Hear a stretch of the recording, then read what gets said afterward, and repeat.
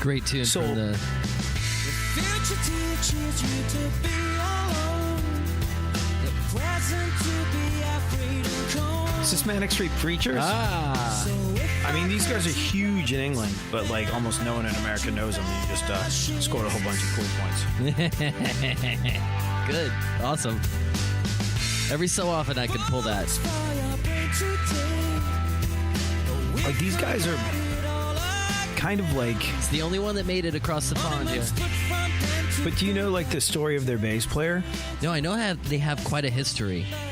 Well, like, they had one album. Oh, here's and the then hook. Richie Hold on. Manic. If you tolerate this, then your children will be next. And if you tolerate this, then your children will be next. Will be next. Will be next. Will be next. But, like, after their first album came out, I think he was playing bass at the time, or he was a second guitar player. And he disappeared. Like, they found his abandoned car near a cliff, and they don't have any proof that he killed himself, but it's pretty much a given that he killed himself. And they were, like, pulled a really Jeff big. Buckley. Wow. Well, no, Jeff Buckley didn't kill himself. he Jeff drowned. Buckley got drunk and went swimming. He drowned that way. He was not like a suicidal guy at all. He just sort of glug glug, Whoops. splash splash. I heard an unreleased Jeff Buckley album. No, get out of town.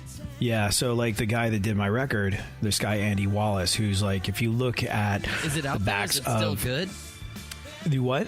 Is it out there? Will it ever be released? Is it Nope. good? No, it was unfinished, and it's not something they feel comfortable releasing. But the guy who did my album was this dude, Andy Wallace, who, if you look at the back of any album that matters, from Linkin Park to Rage Against the Machine to Faith No More to Nirvana to all these, just like a who's who of rock music over the years. Andy Wallace produced Jeff Buckley as well, and he sort of made a little kind of mixed version of the unfinished record that he was working on with Jeff Buckley when Jeff Buckley died, for Jeff Buckley's mom, I think it was. And I don't think I was even supposed to hear it, but I did, and it's man. one of those things that I just kind of took. I'll take it to my grave. It was That's not it was okay. incredible. But I want to hear it. well, no. I mean, it's not like I was like rummaging through stuff trying to listen to it. I overheard it while it was being sucks worked on. that the world isn't akin to that. Yeah, it was a crazy thing for sure. But so like the guy Richie from this band died, and You said the bassist? Richie Manic. I'm pretty sure he was either the bass player or rhythm guitar player, because I think he. Hold on, now I'm. It's got another song with a great ending. It doesn't have a centaur, but it's close. I believe they called it Cold Sustain, if I can recall.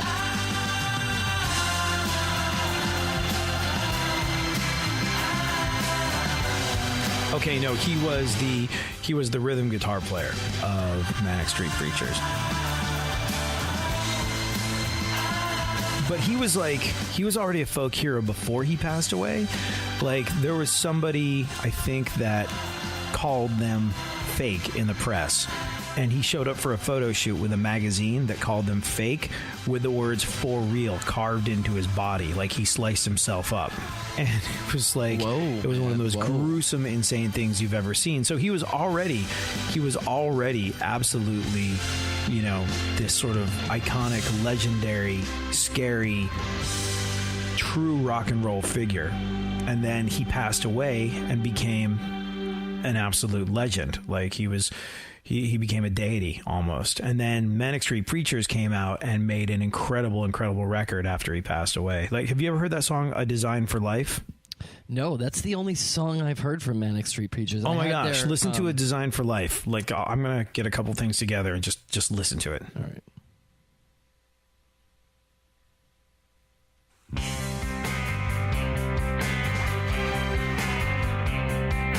Life will give us power. Then what can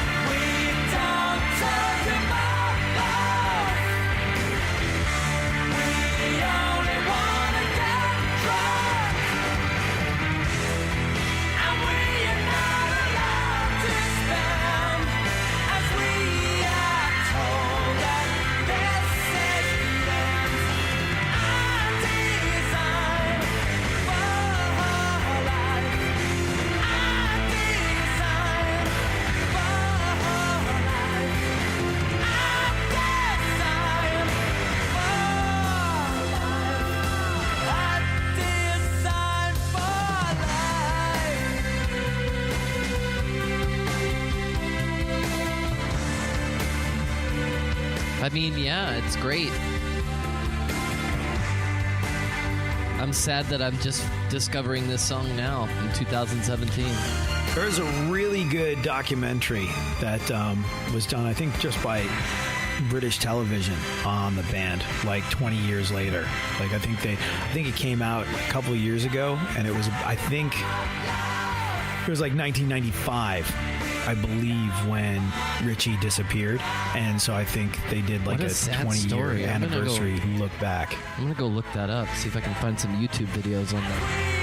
You know, I found it was on English TV, and I couldn't find it streaming anywhere. I was like gonna buy it, and then I found it on some shady Japanese website that I'll send to you. Oh, later. please, yeah, I'd love to. Yeah, no, it's great.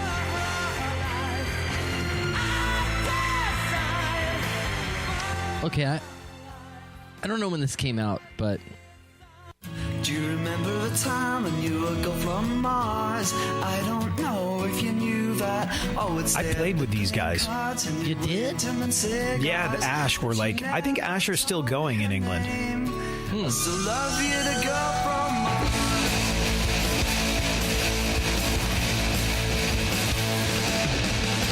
Sitting in our dreamy days by the water's edge on a cool summer night, fireflies and stars in the sky, gentle glowing light from your cigarette, the breeze blowing softly. You know how you don't really remember things in the moment? yeah. I found an old flyer from a festival we played in England. Oh, that's fun. It was fun, but I was just like, it's quite the bill. I was was like, on it? I didn't remember that I played with the Foo Fighters back in David Bowie, but I did. Oh yeah, that was I remember that tour. No, it wasn't a tour. It was like a massive festival in England. Like Yeah. back David Bowie, Faith No More, Public Enemy, Foo Fighters. I can't remember who else, but I was just like, wow. I think I fulfilled like every mic drop childhood fantasy with this one show that we did. I think Ash might have been on that bill too, but I think we did some club dates with them. We were way down on the bill because they were huge in England at the time. They only had that one hit, you know. That Well, one I mean, and done. they've got tons in England. I was never like Oh, that really? big of a fan, honestly. Yeah, Ash has been a big band for a very long time.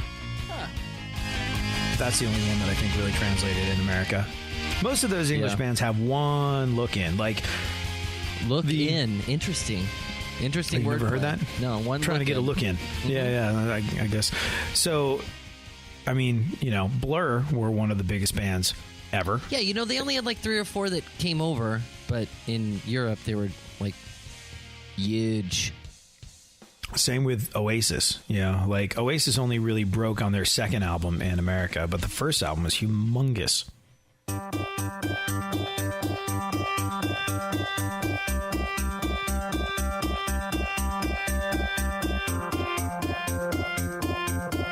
This didn't really get enough airplay, but it was there, you know. I'm sure they played it on 120 Minutes on MTV.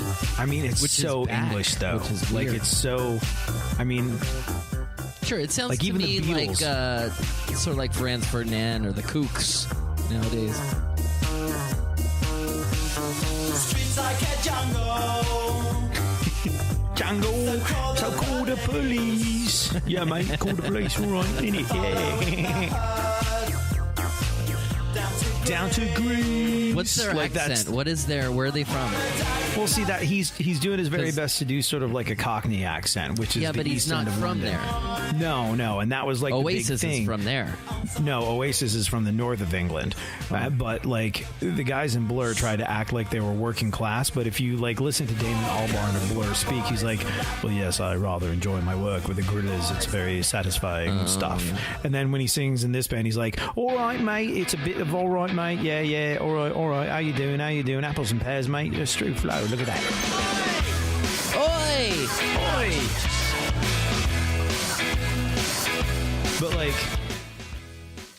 the voice that you hear on this isn't Damon Albarn. It is when he sings, the chorus. Confidence is a preference for the But this isn't. foyer of what is known as. Spotlight. A morning suit can be avoided if you take a route straight through what is known as. So there was like a race to the top of the charts. Like Oasis released a song and Blur released this song, and it was who could sell the most records first to get to number one quicker. And What was the Oasis song? Do you remember? Was it "Live Forever"? Live Forever. I don't know if it was Live Forever. I think. What an accusatory tone they start with. Maybe I don't really want to know how your fucking garden grows. Come on. Maybe I don't really want to know how your garden grows, 'cause I just want to fly. Lately, did you ever feel the pain in the morning rain as it soaks you to There was more grit back then. maybe I just want I think that's what we're missing nowadays in alt rock. You know. You know what The that grit. is? That's like real. You know what that Is it record grit? sounds like? Is it a word? Is that the You know right what this word? is? This is 4 guys in a room playing music, or 5, or however many. Like, this is a bunch of guys playing. That's what that sound is. And like, the vocals aren't flown in. It's not like you sing the chorus once and they copy paste it over digitally like they do now. This is like him singing it a little different every single time. This is everything not being perfect. And our ears have become so accustomed to absolute perfection that most records no longer sound like a bunch of guys in a room playing music. And that's why that Foo Fighters record really stands out. They do it live to tape. They don't do it digitally. They don't copy and paste stuff over. It's like real guys really playing in a real room, as opposed to something that's been completely digitally created. And both have their merits, but that thing that you say is missing, that's what's missing. People playing music. I don't know. I think they're still playing music. It's just there's a feeling missing. It's not a technical thing. No, it's the realness. Like, you hear the tambourine in the background, it's a little out of time. Now that would be digitally lined up, or they'd program a tambourine. But that's like one of the guys that's probably like... Sure, that's but probably, what you're talking about is like a technical thing. And what I'm feeling lack thereof is more of a... No, it's the exact opposite of a technical thing. Yeah. It's a human thing. It's a real thing. It's like, that's Noel Gallagher, probably a little bit drunk and a little bit high, trying to stay in time with the tambourine. So it's not perfect. Like, everything is perfect now because it's digitally made to be perfect. Yeah, Vocals I get are what you're auto-tuned into like they never miss. When people double up vocals, they're exactly the same length now and exactly the same pitch all the time. Whereas, like, you hear his waver a little bit, and that gives it the kind of chorusy feel that it has. It's just like, it's a difference between what people couldn't do with all these digital correction methods and what they can do now to make sonically perfect records, which are cool in and of themselves, but they wind up being lifeless if you're not careful. Okay, so I just discovered one that some would consider they would put in a category, but I just discovered this song and just the vocals of it. And I get what you're saying on the perfection. But still, this song, I don't feel I'm lacking anything, but it was just barely past the time where things started to become... Fumbling his confidence and wondering why the world has passed him by. And when I heard the instrumental of it, it so reminded me of Hum. Hoping that he's bent for more than arguments and failed attempts to fly. And it's just a Fly. double tap, you know? We were meant to live for so much more. If we lost ourselves somewhere. And that little background thing that they did, Somewhere we live inside. it's like an imaging trick, like in alt rock. Like, I know how to pull that off. Have we lost ourselves somewhere? It's like a Bud Light commercial from 1996. Well, if you get the isolated vocal tracks, they distort stuff, and that like what you're hearing is like a very specific type of delay that's usually used in, like, that's really common. But like you can hear it, that vocal's been tuned a little bit, and it's back in the day, in the early days of it. So now you'd have a hard time noticing it. You're just like, this is perfectly in tune. This guy's great, but you hear a little bit of pitch shift, and when you mix it in with the rest of the band, you don't notice it. It disappears. But this was in the early days of it when it was a bit more clunky and clumsy, and if you isolate the vocal, you can hear it. Yeah, that's how I feel exactly. My sentiments exactly. Like, it feels like they worked super hard on computers making this song happen. And they pulled off the mood, but they manufactured it so much. But nowadays, music is coming out, and it's not really... Whatever mood they're going for, I can't hear it. You know? Here's just one more.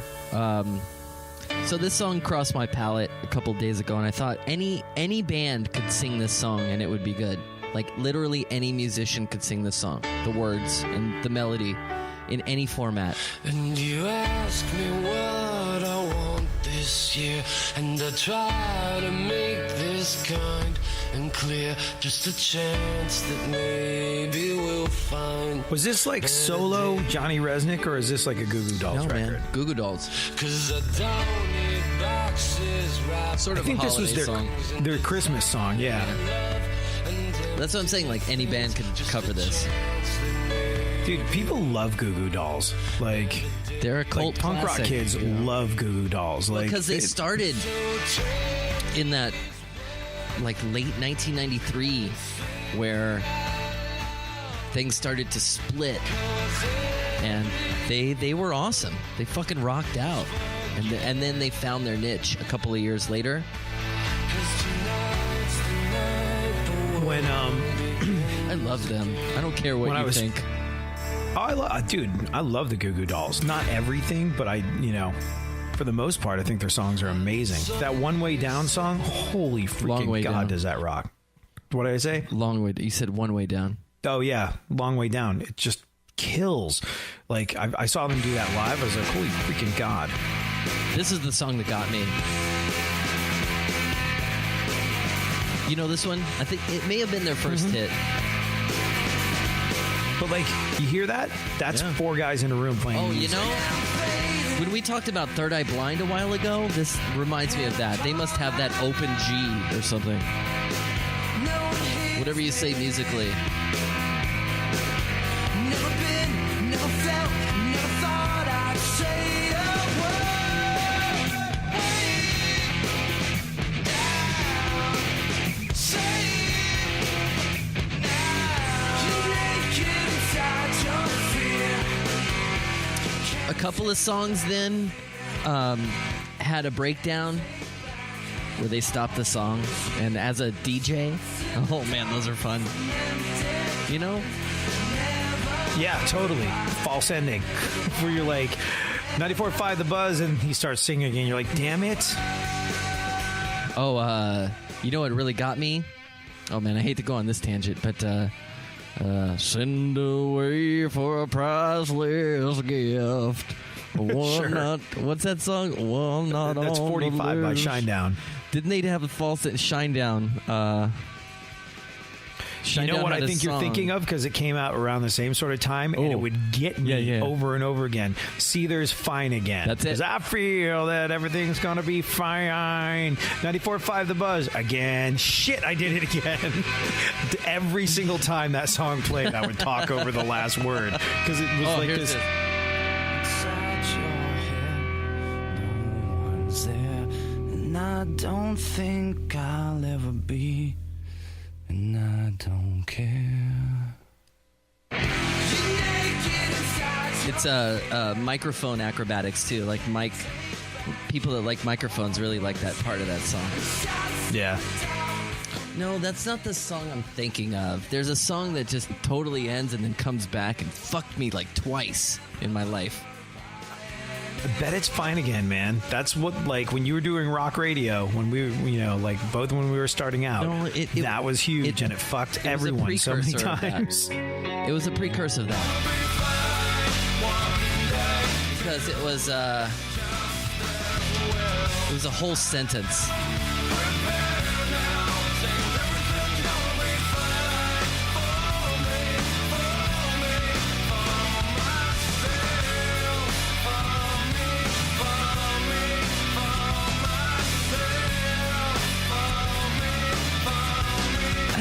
So I know what you would say, but I would say, hold on, let me let it end. Let me fuck it up on purpose, okay? Okay. X 103.9, the Inland Empire is an independent alternative. And, yeah. No, but it's not. No, because that one has a cold fade. God bless America. I can't remember the song. But it came back. So the beginning of the song has a sentence, and the end of the song has the same sentence, And the sentence is sustained in the end, where you wouldn't expect it to happen again, but it fucking happens at the end. It's like total disrespect for the air talent that's gonna, that's gonna talk about your song. It'll come to me. This was the song you liked? Oh, God, yeah.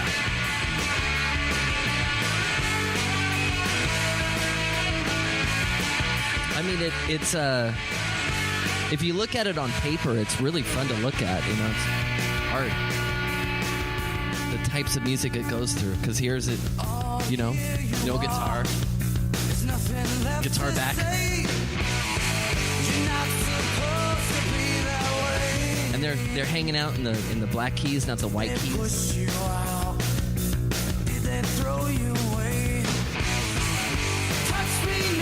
It was like there was a window of like 3 months in the late 1994s that bassists had the spotlight, This is the song. Here's a hook, man.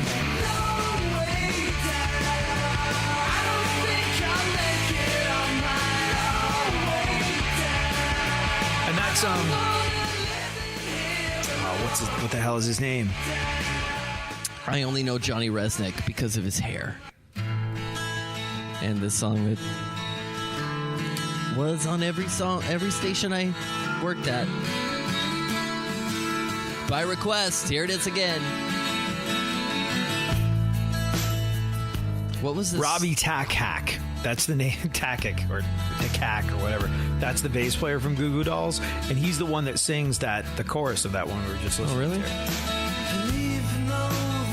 Man, what or movie at least was he used this? to do it live. I don't know if he did it. What year was this? This is probably 98. What movie? This was City of Angels. Yeah. This was like kind of like a big deal in the band's history because it was like their huge hit. It wasn't City of Angels, and I don't want to wait. Oh yeah. No, you're right. No, you're totally right. This one, I don't think this one was for. This was movie, just a standalone single? It probably got licensed for a movie, but the City of Angels song... No, you're right. This was a standalone single. Yeah, he wrote the City of Angels song for that. He had like horrible writer's block, and his manager got him a job writing for a movie. He's like, maybe if you don't have to write about your own life, maybe if you have a little external inspiration, and it wound up being the biggest moment of their career. Wow. Can't believe you know that. You could hide beside me.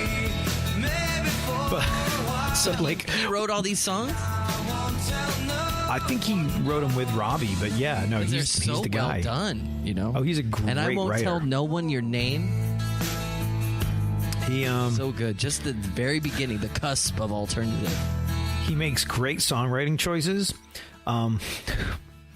Early on in my career, somebody at some record label or publishing company or management company insisted that I meet with an image consultant. And the image consultant guy was like, you can't start promoting your record, your next single, without my input. I'm the guy that told Johnny Resnick to get plastic surgery. And I was like, next.